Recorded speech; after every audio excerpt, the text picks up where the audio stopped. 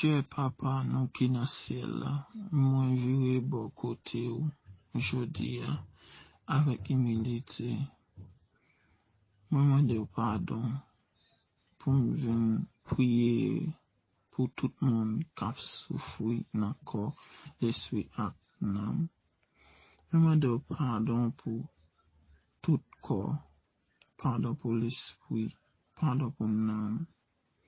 Moi connais où c'est bon Dieu guérison et restauration et moi supplie ou pour l'engemer voyant soldat ou bay moun qui souffre maladie ak douleur.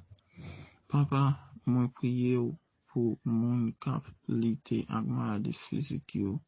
C'est pour lumière divine ou a entrer dans chaque cellule dans corps yo.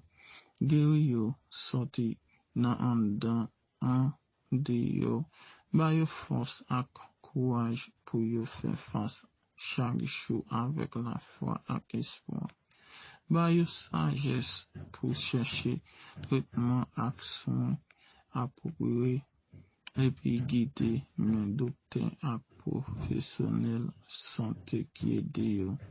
Papa, moi prier tout pour moun qui souffre maladie mentale et émotionnelle, c'est pour la paix inconditionnelle ou envahir l'esprit yo, effacer fait noir, dépression, inquiétude ak toute forme souffrance mentale, ba yo force pour yo chercher aide et puis pour yo pas porter chaque maladie yo pour compte yo. Utilise ces ressources ak thérapie qui disponible pour guider yo dans récupération complète la caillou. Papa, moi prie tout pour moun qui blessé dans l'âme yo.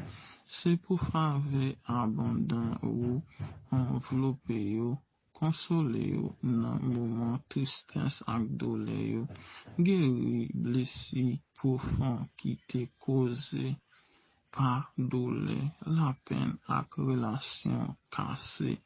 Ba yo capacité pour yo pardonner et puis libérer tête yo en bas chaîne tant longtemps yo pour yo ka avancer dans yon avenir qui rempli ak l'espoir ak la joie.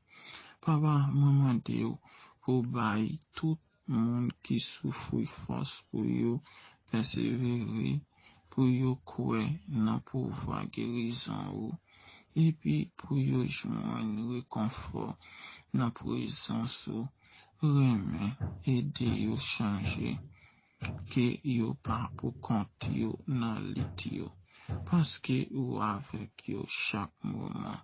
Moi dis ou merci papa parce que moi connais autant de prières non yo et puis ou agir en réponse à la foi non. Moi espérer ou faire miracle guérison et restauration dans la vie moun qui besoin yo. Spécialement moi-même tout aussi dans le Jésus. Go docteur nous. Amen.